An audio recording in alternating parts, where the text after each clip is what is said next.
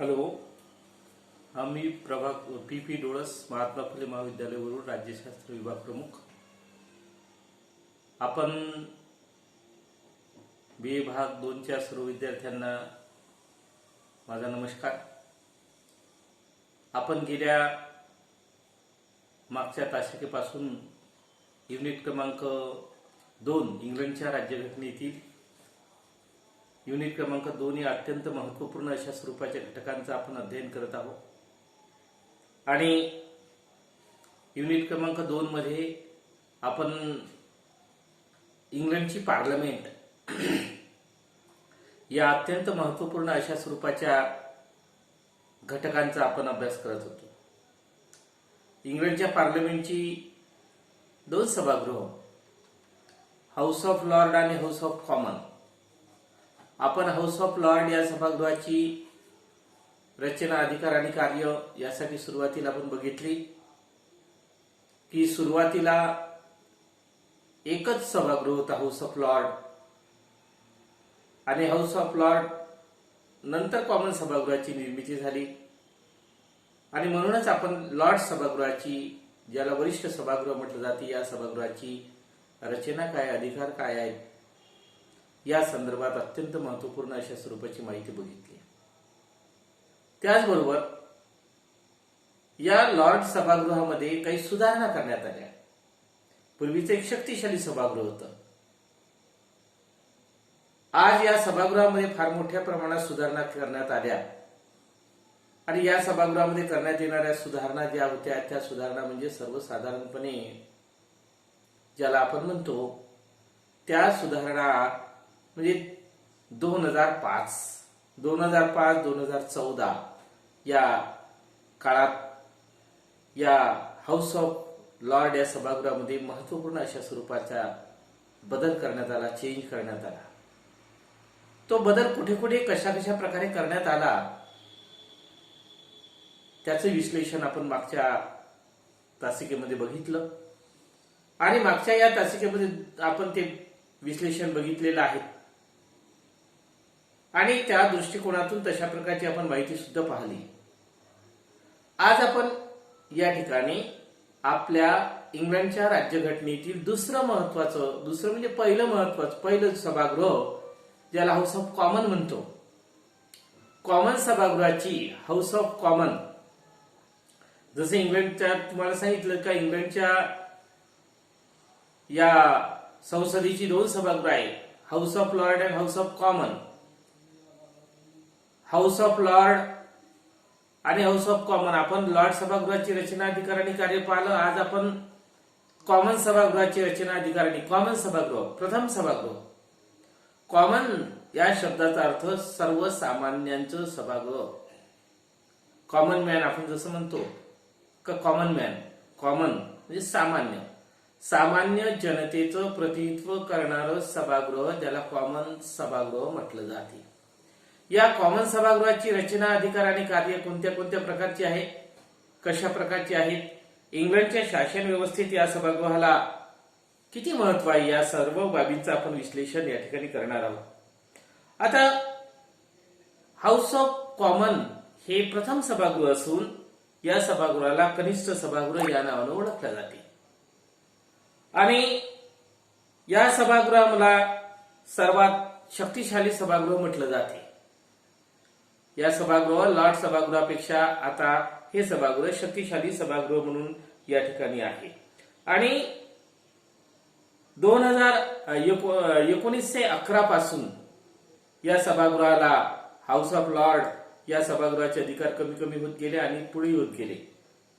या सभागृहाला कॉमन सभागृह जे आहे, या सभागृहाची रचना कशा प्रकारची आहे, अधिकार कशा प्रकारचे आहे, या सभागृहाची रचना, अधिकार आणि कार्य या अत्यंत महत्त्वपूर्ण अशा स्वरूपाच्या घटकांचं विश्लेषण आणि वर्णन आपण या ठिकाणी पाहणार आहोत. आता पहा, या ठिकाणी या सभागृहाची रचना पाहत असताना काय आपल्याला पाहायचं आहे, सुरुवातीला महत्वाचं काय पाहायचं आहे. आता ब्रिटिश राजकीय व्यवस्थेमधील सर्वसामान्य जनतेचं प्रतिनिधित्व करणारं सभागृह म्हणजे कॉमन सभागृह. जनतेच्या म्हणजे जनतेचं मत, लोकांचं मत ज्या सभागृहामध्ये व्यक्त केलं जाते, सभागृह, ते सभागृह म्हणजे कॉमन सभागृह. म्हणजे सर्वसामान्य जनतेचं मत ज्या सभागृहात व्यक्त केलं जाते त्या सभागृहाला कॉमन सभागृह असं म्हटलं जाते. आता या सभागृहाला महत्वपूर्ण स्थान आहे. कारण का हे जनसामान्यांचं सभागृह आहे, सर्वसामान्य जनतेचं प्रतिनिधित्व करणारं सभागृह आहे. अशा या कॉमन सभागृहाची रचना जी आपण या ठिकाणी पाहणार आहोत, या रचनेमधला सर्वात महत्वाचा आणि पहिला घटक आपण या ठिकाणी पाहू. तो घटक म्हणजे रचना पाहत असताना सर्वात महत्वाचा आणि पहिला घटक म्हणजे सभासद संख्या. या सभागृहाची सदस्य संख्या किती आहे? पहिला मुद्दा, पहिला घटक सभासद संख्या. हाऊस ऑफ कॉमन या सभागृहाची सभासद संख्या ही 650 एवढी आहे. 650 एवढी या सभागृहाची सदस्य संख्या आहे. या सभागृहामध्ये दर 10 वर्षांनी जनप्रतिनिधी होते, जनगणना केली जाते आणि जनगणनानंतर या ठिकाणी मोजणी केल्यानंतर मग त्या सभागृहाच्या सदस्य संख्येत वाढ केली जाते. दर 10 वर्षांनी जनगणना होते. आपल्या भारतातही होते. जनगणना झाल्यानंतर लोकांची संख्या वाढली, जनतेची संख्या वाढली, तर सभागृहातील सदस्यांची संख्या सुद्धा वाढते. सध्या इंग्लंडच्या या सभागृहाची सदस्य संख्या ही सर्वसाधारणपणे 650 एवढी सदस्य संख्या अस्तित्वात असल्याचं आपल्याला दिसते. म्हणजेच या सभागृहाच्या सदस्य संख्येत बदल होत असतो. दुसरी महत्वाची गोष्ट, आता या सभागृहातील सदस्यांची निवड कशी होते? या सभागृहातील सदस्यांची निवड सर्वसामान्य जनतेच्या माध्यमातून केली जाते असं आपण म्हणतो.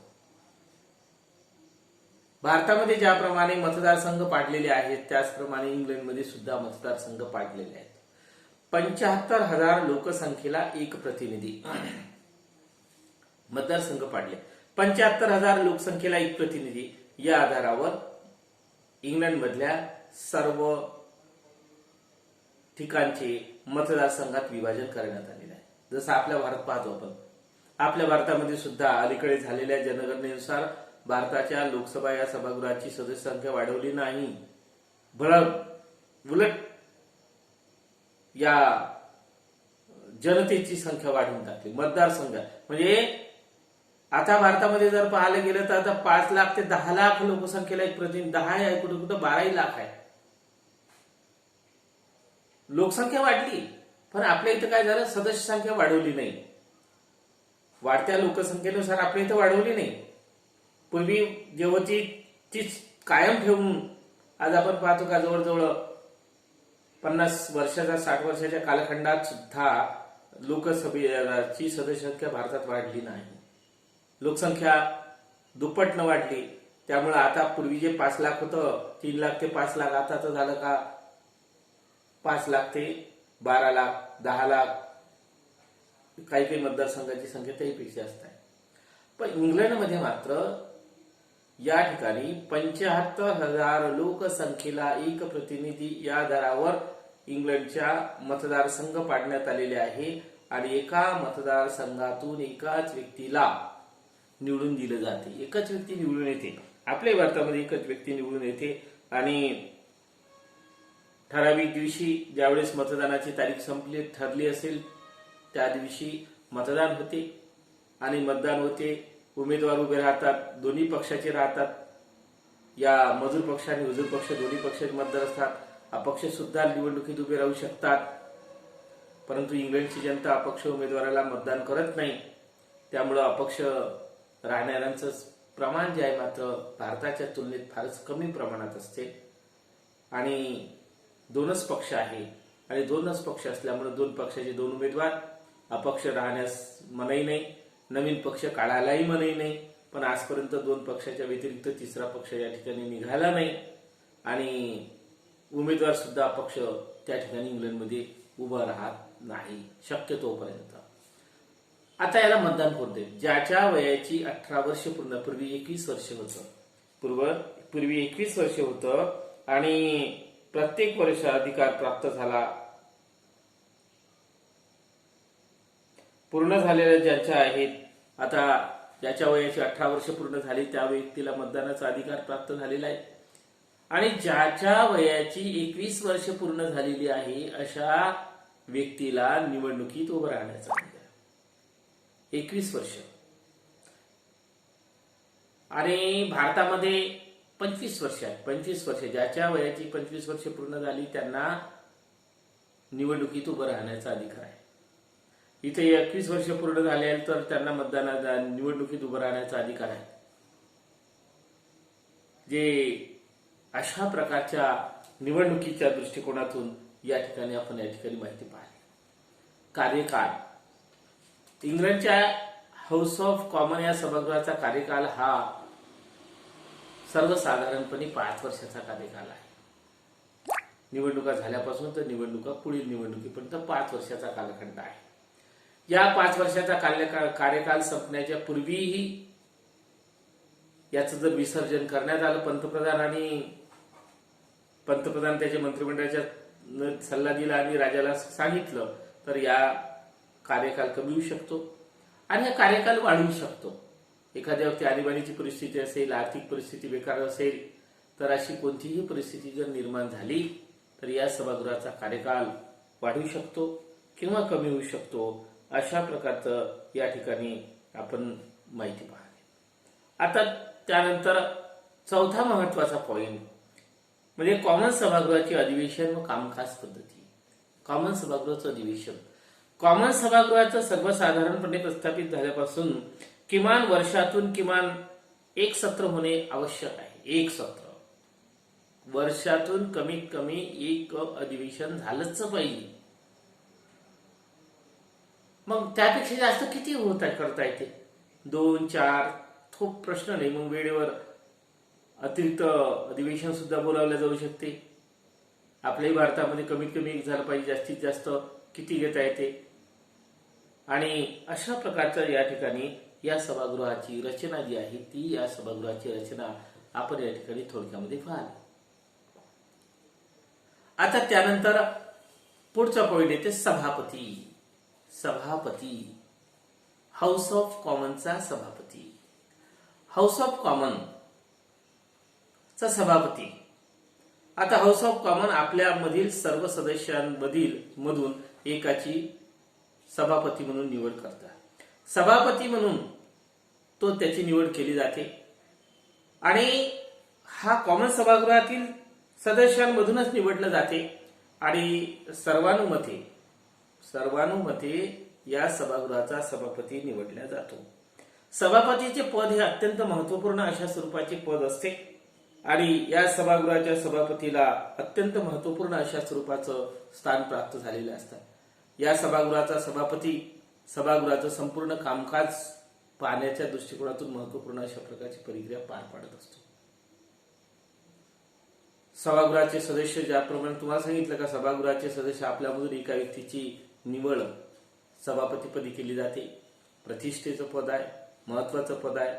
सभागृहात संपूर्ण कामकाज त्याच्याच नावाने चालतो, त्याच्याच कार्यपद्धतीनुसार चालतं आणि एकदा सभापतीची निवड झाली का त्या व्यक्तीला दैनंदिन राजकारणात सहभागी होता येत नाही. राजकारणापासून त्याला अलग राहावं लागते. सभा, संमेलनं, राजकीय बैठका या सर्व गोष्टीपासून त्याला अलिप्त राहावं लागते आणि त्या दृष्टिकोनातून तशा प्रकारे कार्य केले जाते. आता या सभागृहाच्या सभापतीचा कार्य कोणते आहे? पहा, सभागृहाचा सभापती आणि सभागृहाच्या सभापतीचे कार्य. सभापती आपण आपल्या भारतात सुद्धा पाहतो सभापती, आणि सभागृहाच्या सभापतीचं अत्यंत महत्वपूर्ण अशा स्वरूपाचं कार्य असते. सर्वात महत्वाचं आणि पहिलं कार्य असते का सभागृहाचं अध्यक्षस्थान भूषविणे. सभागृहाचं अध्यक्षस्थान भूषवणं भारतातल्या सभापतीचे अधिकार आणि इंग्लंड मधल्या सभापतीचे अधिकार सारखे. भारतातल्या सभापतीला आपण आपल्या टीव्हीच्या माध्यमातून, दूरदर्शनच्या माध्यमातून किंवा इतर चॅनलच्या माध्यमातून पाहू शकतो. इंग्लंडमध्ये आपण पाहू शकत नाही. पण भारताच्या सभापती, भारताच्या लोकसभेचा सभापती आणि इंग्लंडच्या कॉमन सभागृहाचा सभापती या दोन्ही ठिकाणच्या सभागृहाच्या सभापतीची निवड, अधिकार आणि कार्य हे सारख्याच प्रमाणात आहे. मागच्या वर्षी आपण बघितलं, मागच्या वर्षी आपण शिकलो. भारताच्या लोकसभा या सभागृहाच्या सभापतीची निवड, अधिकार आणि कार्य सेम टू सेम, सारखंच तसं ते आणि हे. आता सभापतीच्या अधिकाराच्या संदर्भात आपण विश्लेषण करत आहोत, तर त्यामध्ये सभागृहाच्या सभापतीचे पहिलं काय, अध्यक्षस्थान भूषवणे. दुसरं महत्वाचं काय स्थान आहे, दुसरा महत्वाचा अधिकार आहे का सभागृहात कामकाज नियमानुसार चालवणे. सभागृहाचे कामकाज नियमानुसार चालवण्याचं महत्वपूर्ण काम सभागृहाच्या सभापतीचं असते. सभागृहातील सर्व सदस्य सभापतीला संबोधूनच आपलं भाषण करतात. आपलं जे म्हणणं सभागृहात मांडतात ते सभागृहात मांडण्याच्या दृष्टिकोनातून सभापतीला संबोधून आपलं भाषण किंवा आपलं बोलणं किंवा आपले प्रश्न मांडण्याचं काम केलं जाते. म्हणून सभापतीचं पद हे अत्यंत महत्वाचं अशा स्वरूपाचं पद आहे. आता कॉमन सभागृहाच्या सभापतीचं या ठिकाणी या सभागृहात शांतता आणि सुव्यवस्था प्रस्थापित करणे सर्वात महत्वाचं काम असते. शांतता आणि सुव्यवस्था प्रस्थापित ठेवण्याचं काम. तिसरं महत्वाचं काम आहे सभागृहाच्या प्रतिष्ठेचं रक्षण करण्याचं काम. सभागृहामध्ये कोणाला केव्हाही कधी काही बोलता येत नाही.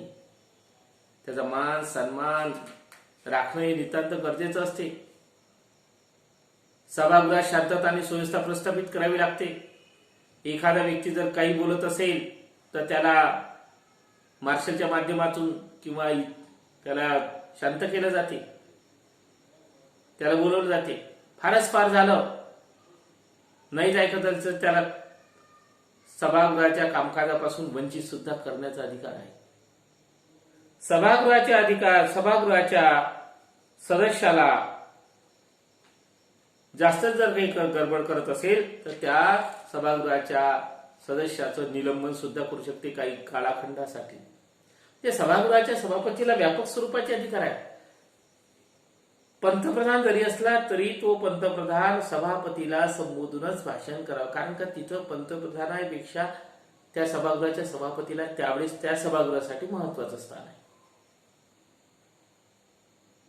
म्हणजे या सभागृहाचा सभापती, या सभागृहाची संपूर्ण कार्यपद्धती कशी आहे याचा आपण थोडक्यात विश्लेषण आपण पाहिलं. कधी कधी हा प्रश्न आपल्याला 4 मार्कासाठी सुद्धा विचारला जातो. हाऊस ऑफ कॉमन्सच्या सभापतीची निवड आणि कार्य सांगा किंवा कार्य सांगा. आता कार्य सांगा म्हटल्यानंतर 3-4 कार्य आपल्यालाही सांगता येते. 4 मार्काचा क्वेश्चन असतो, असा वेगळा सुद्धा काढून टाकू शकते किंवा रचनेमध्ये याचा भाग येतो. आता आपण या ठिकाणी दुसरा अत्यंत महत्वाचा घटक हाऊस ऑफ कॉमनची कार्य. हाऊस ऑफ कॉमनची कार्य कोणकोणती आहे? आता हाऊस ऑफ कॉमन या सभागृहाची कार्य कोणकोणती आहे? सर्वात महत्वाचं हाऊस ऑफ कॉमन, जसं हाऊस ऑफ कॉमनला व्यापक स्वरूपाचे अधिकार प्राप्त झाले. हाऊस ऑफ कॉमन हे इंग्लंड मधील अत्यंत महत्वपूर्ण अशा स्वरूपाचं सभागृह आहे. याला विधिमंडळ म्हटलं जाते. या सभागृहाचे अत्यंत महत्वपूर्ण अशा स्वरूपाचे अधिकार आहेत. पहिला सर्वात महत्वाचा पहिला अधिकार आहे विधिविषयक अधिकार. विधी म्हणजे कायदा, कायद्याची, याला कायदे मंडळच म्हणते. कायदे मंडळ म्हणत असल्यामुळं कायद्याची निर्मिती करण्याचं सर्वात महत्वपूर्ण अशा स्वरूपाचं कार्य या सभागृहाचं असते. निरनिराळ्या प्रकारची विधेयक कॉमन सभागृहामध्ये येतात. प्रत्येक विधेयकाचा प्रारंभ कॉमन सभागृहातून होतो. म्हणजे त्याही जरा आपल्या हाऊस ऑफ लॉर्ड मध्ये सुद्धा करता येतो, पण बहुतेक सभागृहात कॉमन सभागृहातील सभागृहाच्या माध्यमातूनच बहुतेक विधेयकं मांडली जातात. आणि विधेयक मांडल्यानंतर विधेयक बहुतेक मंत्रिमंडळाचे मंत्री मांडतात. प्रत्येक विभागाचा मंत्री आपापल्या विभागात आवश्यक असणारे ज्या ज्या गोष्टीची गरज असते, ज्या ज्या कायद्याची गरज असते, त्या त्या कायदे निर्माण करण्याच्या दृष्टिकोनातून तो त्या ठिकाणी ते मांडतो. आणि त्या ठिकाणी तो मांडतो आणि त्या दृष्टिकोनातून ते विधेयक सर्वसाधारणपणे ते काम करण्याचं काम करत असते. आणि विधेयकाचा सर्वात महत्वपूर्ण भाग या ठिकाणी विधेयकाची मांडणी. विधेयक मांडल्यानंतर ते सभागृहात जाते, सभागृहात त्याला बहुमताने मंजुरी दिली जाते आणि विधेयकाला मंजुरी करून घेण्याचं काम सुद्धा या सभागृहालाच करावं लागतं, सभागृहाला करावं लागतं, केलं जातं.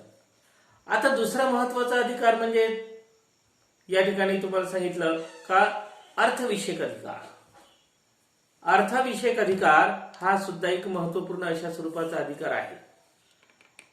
कारण का अर्थविषयक अधिकार आर्थिक क्षेत्रात सुद्धा या विधेयकाला या सभागृहाला महत्वपूर्ण स्थान आहे. आर्थिक क्षेत्रात सुद्धा महत्वाचं स्थान आहे. कारण का अर्थविधेयक सर्वप्रथम कॉमन सभागृहातच मांडलं जाते. देशाचं संपूर्ण अर्थविधेयक कॉमन सभागृहात मांडलं जाते. अर्थमंत्री जो असेल तो अर्थमंत्री त्या सभागृहामध्ये ते विधेयक मांडतो आणि अर्थमंत्री त्या सभागृहात ते अर्थविधेयक मांडतो आणि कोणत्याही कॉमन सभागृहाने अर्थविधेयकाला मंजुरी दिल्याशिवाय देशात कोणत्याही प्रकारचा एकही पैसा खर्च करता येत नाही. एकही पैसा खर्च करता येणार नाही. अर्थसंकल्पाला मंजुरी राज्यात देशाचा अर्थमंत्री हे सभागृहात ते विधेयक मांडतो. कर कमी करायचे, कर जास्त करायचे, वाढवायचे, काय करायचे काय नाही करायचे हे सर्व करण्याचं काम या सभागृहाला आहे. या हाऊस ऑफ लॉर्ड कडे गेल्यानंतर हाऊस ऑफ लॉर्ड जास्तीत जास्त 1 महिन्याचा वेळ विलंब लावू शकते, दुसरं काहीच नाही. आपण पाहिलं हाऊस ऑफ लॉर्डच्या संदर्भात का हाऊस ऑफ लॉर्डला आर्थिक क्षेत्रात कोणत्याच अधिकाराने फक्त 1 महिना विलंब लावू शकते, अन्य कोणत्याही प्रकारचं त्या ठिकाणी केलं जात नाही आणि त्या दृष्टिकोनातून केलं जाते. आता त्याचा पुढचा तिसरा महत्वाचा अधिकार आहे शासन विषयक अधिकार, कार्यकारी अधिकार. आता शासन विषयक अधिकार म्हणजे काय, कशाला म्हणतात शासन? राज्याचा राज्यकारभार जे चालते त्या शासना संदर्भात कशा प्रकारचं केलं जाते. तर दुसरं तिसरं काही नसून जेव्हा विधिमंडळाचं अधिवेशन सुरू असते त्या अधिवेशन कालखंडात सभागृहाचे सर्वच्या सर्व सदस्य मंत्रिमंडळातील मंत्र्यांना त्यांच्या त्यांच्या खात्याच्या बाबतीत प्रश्न विचारतात. आरोग्यमंत्री असेल, आरोग्यमंत्र्याला देशात आरोग्याच्या संदर्भात समजा आता अलीकडे कोरोना आहे, कोरोना कशा आहे त्याला नियंत्रण करण्यासाठी कशा पद्धतीने केलं, कोणत्या पद्धतीने करता, काय करता, कशात काय आहे, या सर्व गोष्टी करण्याचं काम या ठिकाणी केलं जाते. प्रश्न उत्तराचा तास असतो, शून्य प्रहर असतो. मंत्रिमंडळातल्या सर्व मंत्र्यांना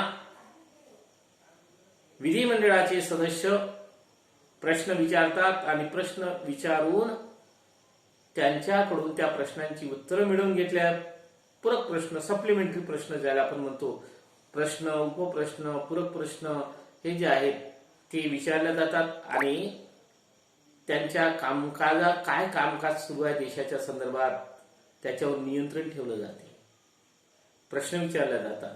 आणि म्हणून म्हटलं जाते का या ठिकाणी शासनविषयक क्षेत्रात अत्यंत महत्वपूर्ण अशा प्रकारचं काम केलं जाते. सभागृहात चर्चा होते, चर्चेत समाधान झालं, पूरक प्रश्न विचार, अशा अनेक प्रकारचं या दृष्टिकोनातून त्या ठिकाणी त्यांच्यावर या महत्वपूर्ण दृष्टिकोनातून कार्य केलं जाते. आता त्यानंतर शेवटचं कार्य आहे न्यायविषयक कार्य. न्यायविषयक क्षेत्रात कारण का न्यायविषयक क्षेत्रामध्ये न्यायदान करण्याचं काम कोणत्या प्रकारे केलं जाते.